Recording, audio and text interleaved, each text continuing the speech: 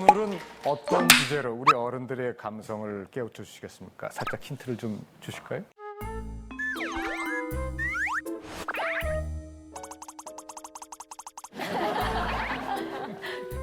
왜 등을 돌리시나요? 오늘의 주제는 그대 등 뒤의 사랑입니다. 감성에 가장 어울리는 주제는 역시 사랑일 텐데 그 둘이 나이가 있으니까 열렬한 그런 열정적인 사랑 말고 오늘은 좀 그대 등 뒤에서 애잔하게 애틋하게 바라보는 그런 사랑들, 그런 시편들, 예술 작품들 한번 엮어와 봤습니다. 네, 강의를 듣기 전부터 벌써 애잔하고 애절한 느낌이 막 오는 것 같습니다. 지금부터 정대찬 교수님의 강의를 듣도록 하겠습니다.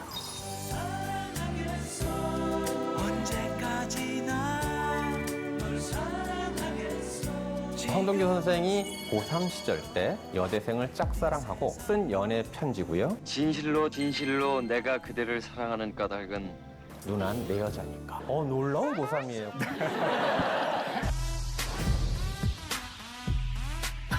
시인은 1년 12달, 아니 2년, 3년, 20년 동안 편지를 보냅니다. 남은 편지만 5,000통이. 나도 쓰겠다, 그런 생각 드시죠? 영화 3편을 준비해봤습니다. 자, 이 3편의 영화의 공통점이 뭘까요? 제가 어떤 공통점이 있길래 이거를 갖고 왔을까요? 한번 추측해 보시겠어요? 이 문학 작품 옛날에 배창호 감독도 그 당대에 유행했던 소설을 갖다 각색해서 올리는 경우도 많았거든요. 많죠. 일단 문학 작품 문학과 관련이 있다. 예, 원작 아닌가요? 근접해 소설이나. 갔습니다. 김당국 씨는? 굉장히 흥행한 작품들이죠. 뭐 여러 가지가 있을 수 있죠. 좀 일단 여기 여배우들 어떤 공통점이 있으세요? 예뻐요. 그렇죠. 당대 최고의 미녀 배우랑 공통점이 있죠. 저도 예뻐요. 자세히 안 봐도 이뻐요. 황신혜 씨는 저 영화가 아마 제가 알기는 브라운관에서만 활동하시다가 스크린으로 첫 데뷔한 작품입니다. 그리고 두말 필요 없는 최진실 씨, 그다음에 은하 이렇게 당대 최고의 여배우라고 하는 공통점도 있고요. 반면에 남자 배우들은 어떨까요? 인간 미간 물씬 풍기는 그런 배우로 구성되어 있고 역시 세 분이 다 안경을 썼다는 그런 공통점이 있을 겁니다. 그래서 제가 설마 이 영화 3편을 골라왔을까요? 자, 그러면 이분은 누굴까요? 우리가 모르는 원로 배우? 감독님? 감독님, 시인 황동규 선생님입니다. 이 세 작품 영화에는 모두 황동규 시인의 시 즐거운 편지가 모티브로 쓰였던 그런 영화들입니다. 먼저 기쁜 우리 젊은 날과 편지에서는 영화 중에 직접 그 시가 낭송됩니다. 그래서 세간의 황동규 선생의 즐거운 편지가 많이 알려지기도 했고 특히 편지는 즐거운 편지를 우리나라의 국민시로 바꾸는데 가장 결정적인 역할을 했다고 해도 과언이 아닐 겁니다. 그래서 이 영화 편지에서 실제로 시가 낭송되던 부분 한번 좀 감상해 보시겠습니다. 짠! 깜짝이야. 생일 축하해. 고마워. 내 그대를 생각하면 항상 그대가 앉아있는 배경에서 그게 뭐야? 왜 이게 어때서 끝까지 들어봐 눈 해가 지고 바람이 부는 일처럼 사소한 일일 것이나 언젠가 그대가 한없이 괴로움 속을 헤매일 때 오랫동안 전해오던 그 사소함으로 그대를 불러오리라. 진실로 진실로 내가 그대를 사랑하는 까닭은 내 나의 사랑을 한없이 있다한 그 기다림으로 바꾸어 버린 데 있었다. 엉터리. 이게 무슨 편지야? 이게 어때서? 이게 이래봬도 즐거운 편지라고. 자, 즐거운 편지.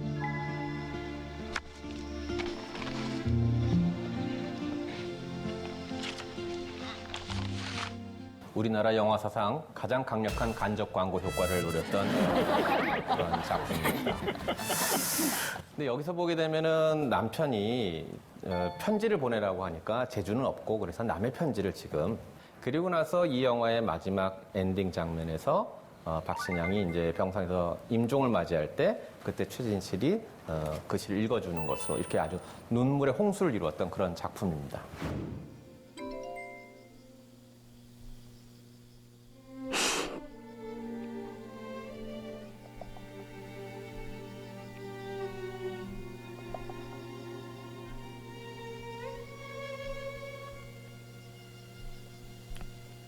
내 사랑도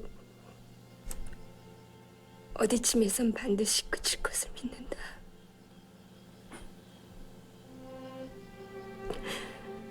다만 그때 내 기다림의 자세를 생각하는 것뿐이다. 그동안의 눈이 그치고 꽃이 피고 낙엽이 떨어지고 또 눈이 퍼붓고 할 것을 믿는다.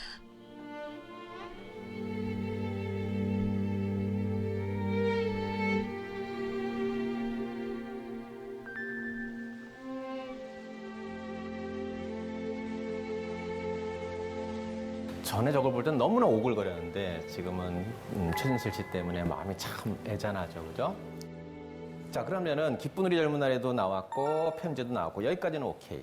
근데 제가 지금 8월의 크리스마스 갖고 왔잖아요. 이 팔크는 황동규 시인의 편지가 낭송되지 않아요. 근데 왜 저게 즐거운 편지랑 연관이 있느냐 하면은 저 영화를 만드신 그 허진호 감독이 원래 저 영화의 제목으로 구상했던 게 즐거운 편지라고 합니다. 그런데 그 전에 아까 보셨던 편지가 흥행 대박. 그것도 아마 1위였을 겁니다. 그 해. 그 여파 때문에 즐거운 편지란 영화 제목을 접었다는 거예요.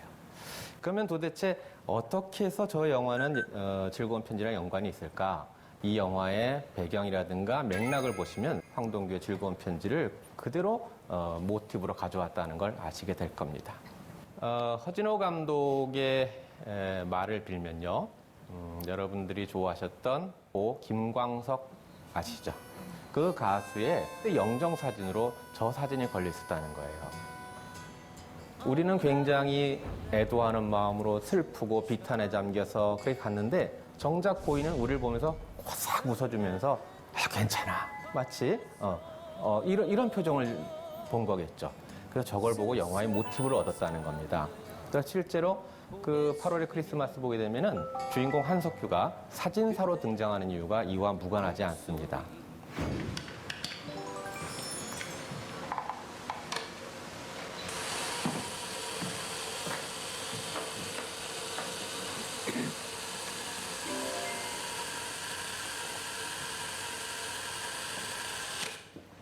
저 모습입니다.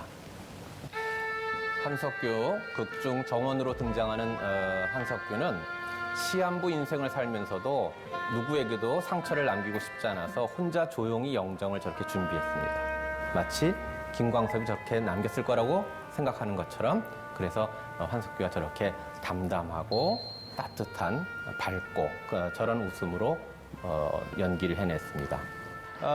이 한석규의 저 모습을 보면서 정말 이 영화는 담담하구나. 근데 실제로 이 영화가요 뭐 이렇게 드라마틱하고 그런 게 없어요.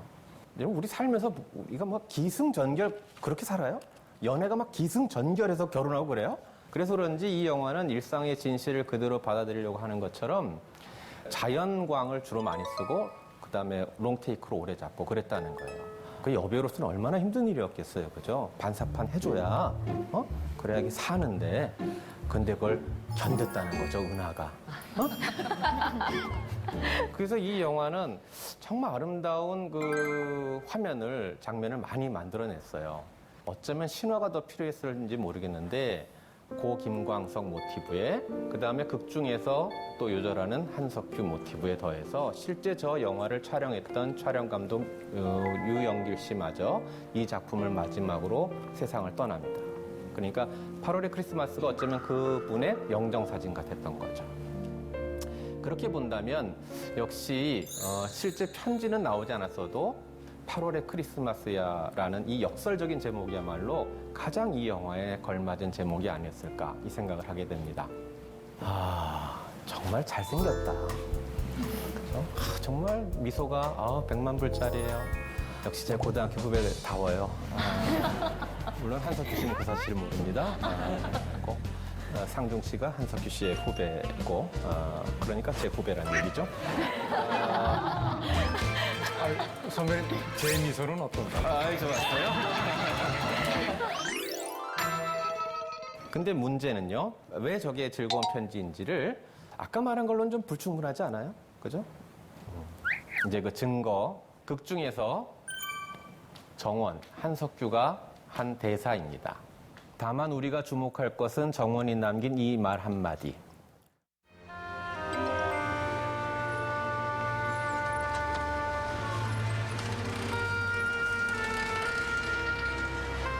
내 기억 속의 무수한 사진들처럼 사랑도 언젠가 추억으로 그친다는 것을 난 알고 있었습니다. 하지만 당신만은 추억이 되질 않았습니다. 사랑을 간직한 채 떠날 수 있게 해준 당신께 고맙단 말을 남깁니다.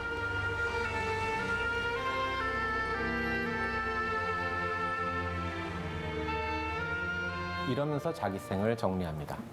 자, 지금 저게 무슨 얘기일까요?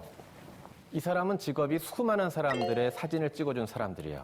그럼 사진을 찍어온 사람들은 뭔가를 기념하려고 오늘이 영원할 것처럼 막 이러고 찍었죠. 그죠? 막 이렇게 찍었지만 그 사진들은 다 빛바랜 사진첩에 들어가서 평소엔 보지도 않다가 가끔씩 추억으로 되살리는 거잖아요.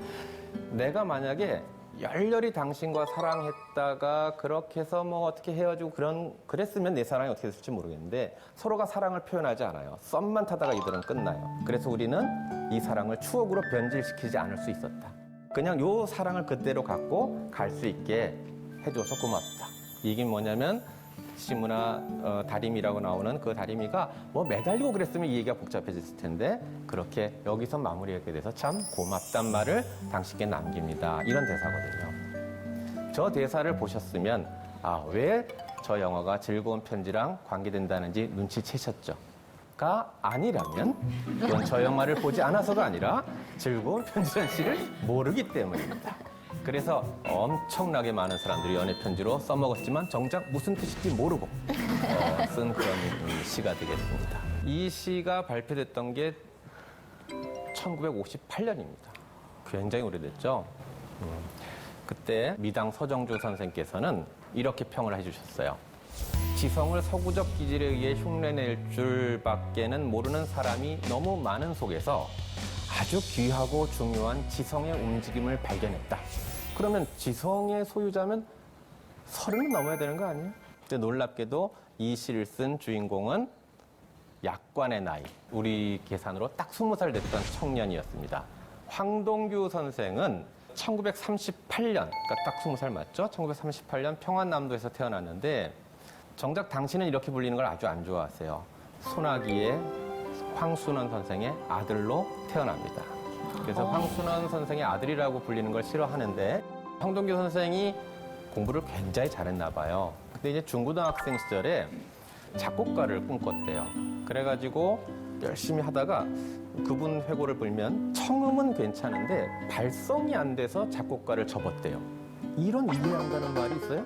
뭐 성악가가 되려는 꿈을 접었으면 모르겠는데 작곡가가 되고 싶었으나 청음엔 뛰어난데 발성에 자신이 없어서 접었다. 이 잘못된 선택이 얼마나 저에겐 그 보탬이 되는지 이런 위대한 시인을 얻을 수 있던 건 그분의 그런 선택에 기인하는데 그렇게 해서 정작 이 시는 어떻게 된 거냐면은 약관도 아니고요. 이분이 고3 시절 때 1년 연상의 여대생을 짝사랑하고 그래서 쓴 연애 편지고요. 그거를 그해 자기가 있던 학교 교지에 실었는데 그로부터 대학에 입학한 거 놓고 보니까 그 시가 별로 고칠 것도 없어서 그걸 그대로 현대문학지에 냈더니 등단이 됐다는 이런 전설이 있습니다.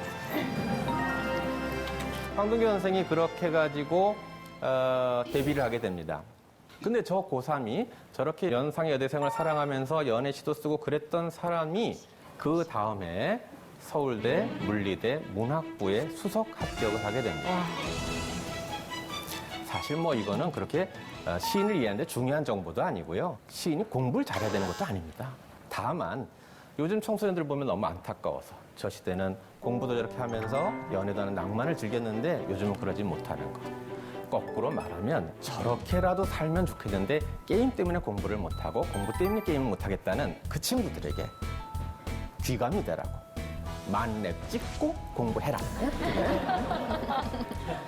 만렙부터 시작이에요, 게임은. 그죠? 게임도 하시고 지금 성우생활도 잘하고 계시고 자녀 키우면서 방송활동 하시고 그죠? 그런데 많은 사람들이 이 시를 연애시로 쓰긴 쓰는데요. 만만치 않아요, 여러분 다시 보시면. 내 그대를 생각하면 항상 그대가 앉아있는 배경에서 해가 지고 바람이 부는 일처럼 사소한 일일 것이나 다 지금 어떻게 고백을 하고 있냐면요. 나는 그대 등 뒤에서 사소한 존재로 살고 있어요. 여러분 연애편지 그렇게 쓰고 싶어요? 저 후져요. 이렇게 쓰고 싶어요? 나로 말씀드릴 것 같으면 사실 나야 이렇게도 지금 연애가 될까 말까 하는데 저는 사소한 존재예요. 이렇게 고백하고 있어요. 하지만 저 시의 숨은 비밀은 뭐냐면 사소하긴 사소한데 어떻게 사소하냐면 해가 지고 바람이 부는 일처럼 사소하대요. 여러분 해가 지고 바람이 부는 일이 사소해요? 어마어마한 일이죠. 해 안 지면 어떻게 되겠어요? 바람 안 불면 어떻게 되겠어요? 그런데 늘 배경에서 해가 지고 바람이 부니까 사소해 보이지라는 뜻이에요. 그래서 저건 과시가 되는 거예요. 그러니까 지금 황동균이 이렇게 과시하고 있는 거죠. 누나, 지금 내가 고등학생에 불과해서 나 사소해 보이지?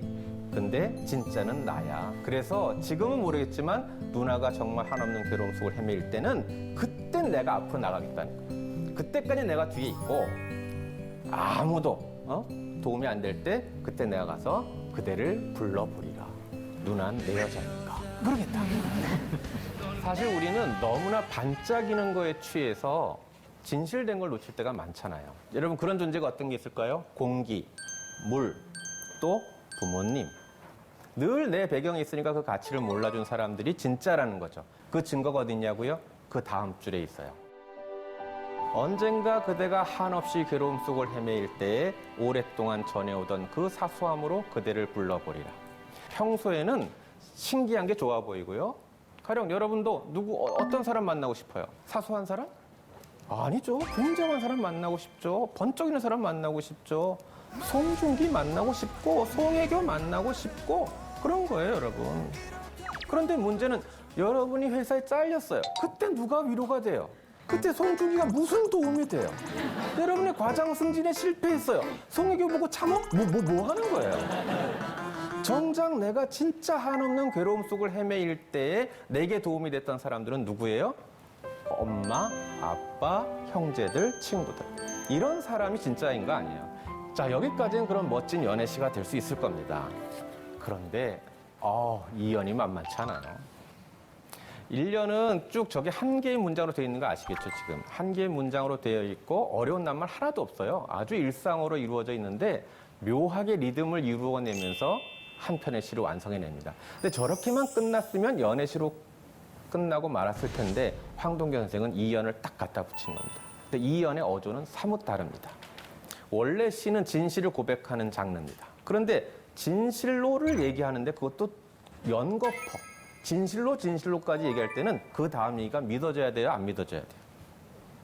안 믿어지니까 그 말 하는 거 아니에요? 여러분들도 왜 친구들한테 비밀 털어놓을 때 이거 진짜야? 이거 진짜야, 진짜? 그러고서 얘기하잖아요. 근데 그 다음 얘기가 너무 뻔하면 화나잖아요. 진실로 말하건데 저는 잘생겼어요. 이건 뭐 너무나 당연하잖아요.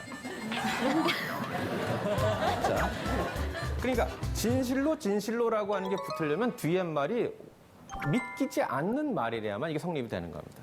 뭐가 그렇게 안 믿기길래 시인은 저렇게 진실로라고 말했을까? 가만 보시면 진실로 내가 그대를 사랑하는 까닭은 내 나의 사랑을 한없이 있다한 기다림과 어떻게 했다고요? 바꿔버렸다. 사랑을 기다림하고 바꿨다는 걸 믿을 수 있느냐 그 말이에요. 무슨 말일까요? 사랑은요 오히려 희한하게 기다림과 반대 행동을 많이 합니다. 사랑은 사람을 초조하게 하고 열정을 불러일으키고 조급하게 만듭니다. 그래서 사랑하면 빨리 손을 잡아야 되고 어깨를 안아야 되고 안 그러면 사랑이 확인이 안 되는 거고 그다음 거기까지 자꾸 막 사랑하면은 그 증거를 보여봐 막 이러는 거예요. 근데 정말 사랑하는 사람은 기다리는 거예요.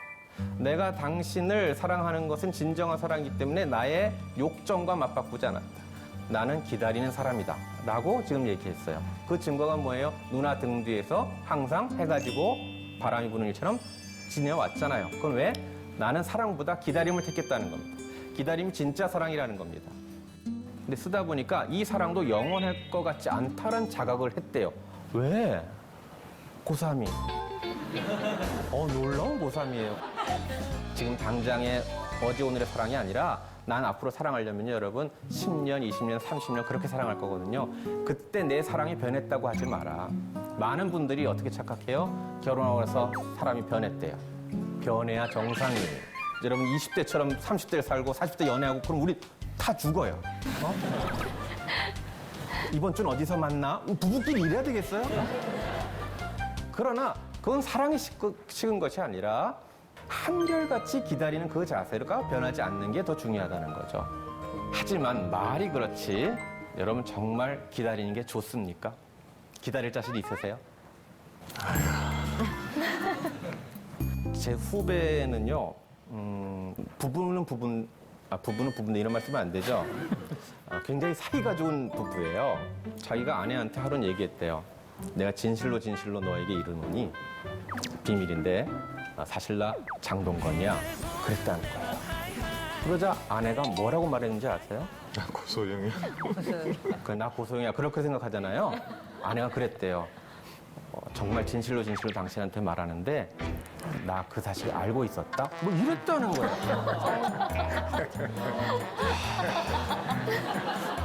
그러니까 이 부부들도 가만 보면은 자기들을 서로 존중해가면서 계속 동반해가고 있으니까 그런 얘기 할 수 있지 않겠어요, 그죠? 기다리는 사이, 부부래도 좋고 연인이라도 좋고 여러분은 얼마나 누구를 기다려본 적 있죠? 박소연 씨는 한번 누구를 오래 기다려본 적 있으세요? 지금 이 시간까지, 이 나이까지. 썸바디. 별과 같은 존재를, 꽃과 같은 존재를 이 시간까지 기다리고 있네요. 예. 오빠 가슴 아파. 이 사람이 맞는가 싶으면 아닌 것 같고. 웃자고 얘기했다가 이게 감당이 안 되네. 이주영 씨는 저 옛날에 데이트할 때 어떻게 기다리셨어요? 그러니까 저희가 뭐 주변에서 선배들이 연애했던 얘기 들으면은 여자는 최소한 2시간 이상은 기다려야 되는 존재, 비가 오면 비까지 맞으면서 기다려야 되는 존재라고. 그래서 저는 뭐 짝사랑한 여자 때문에 그 한 2시간까지는 기다려본 기억이 있는 것 같습니다. 그렇죠. 우리 땐 그거 한번 한 것 같죠. 괜히 비 올 때 기다려요. 우산을 안 써 일부러. 뭐 그런 거 있었거든요.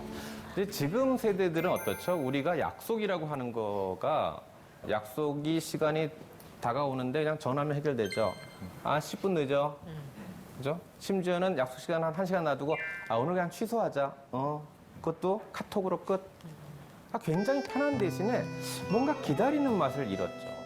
지금 이지영 씨 말해준 것처럼 저희 세대들은 그때 여대생들은 왜 한 30분씩 늦게 오는 게 무슨 그 당시 매너예요. 매너야? 아니 뭐 잠깐만 그래요. 그럼 저희도 이제 한없이 기다립니다. 기다리면 처음에는 몰래 30분을 기다리는 게 기본이니까 그다가 더 안 오잖아요. 슬슬 걱정이 됩니다. 오다가 뭔 일 났나? 전화가 안 되니까. 그다음 1시간 가잖아요. 그다음부터는 그녀에 대한 걱정이 아니라 오늘 아닌가? 다음 주 아니야? 다음 주? 막 이제 내가 바보 같고 막 나를 의심하고 그래요. 그래갖고 그때 다방 이런저런 많잖아요. 김 사장님 이거 한 5명 김 사장 있어요. 저희 같은 사람은 또 어떤 애들은 또 이게 성냥개비 또 그렇게 좋아했어요. 성냥으로 탑 쌓고 안 오니까 허물고 다시 쌓고. 저는 그냥 냅킨에 이렇게 만년필로 뭘 쓰는 게 좋았어요. 기다리면서. 그럼 이렇게 번지는 느낌이 폼나죠. 이제 그러고 이제 늦게서 나타나면 그거 뭐야? 그럼 아무것도 아니야. 꼭 보여주고 보고 싶어하면 그때쯤 보여주고 그랬던 겁니다. 등 뒤의 사랑에 대해서 말씀을 해주셨는데 그게 꼭 남녀 간의 사랑만은 아닌 것 같아요. 저는 이제 아기 엄마라서 그런지 부모 자식 간의 사랑도 등 뒤의 사랑이 아닐까 이런 생각을 해보는데 어린 자녀에게 들려줄 수 있는 그런 시 같은 게 있을까요? 수필가 피천득 씨가 그렇게 딸을 사랑하신 걸로 유명한데 그분이 쓴 아주 짧은 시가 있어요. 이게 기다림이라고 하는 시입니다. 아빠는 유리창으로 살며시 들여다보았다. 귓머리 모습을 더듬어 아빠는 너를 금방 찾아냈다. 너는 선생님을 쳐다보고 웃고 있었다. 아빠는 운동장에서 종칠 때를 기다렸다. 왜 자녀 키워보신 분은 알겠지만 한 반에 쫙 있어도요. 뒷모습 보고도 우리 애는 보여요. 딱 뒷꼭지가 우리 애예요. 그건 걔만 보여요. 딴 애들 다 암전이에요. 근데 이 아빠는 그걸 애가 알아주는 건 전혀 중요하지 않아요. 그 등 뒤에 있죠. 그럼 이 아빠가 하는 건 뭐예요? 제가 선생님 보고 있네. 그거 보면 되는 거예요. 그리고서 내가 할 일은 운동장 나서 쭈그리고 앉았고 언제 나오나. 그 기다림. 우리 부모님 보시면 아시죠? 저도 자식 키우면서 정말 애 사춘기고 그러면요. 힘들어요. 그래서 기다리는 게 정말 사랑이라는 걸 부모 되면 배워요. 그게 우리 부모의 등 뒤의 사랑 아닐까요?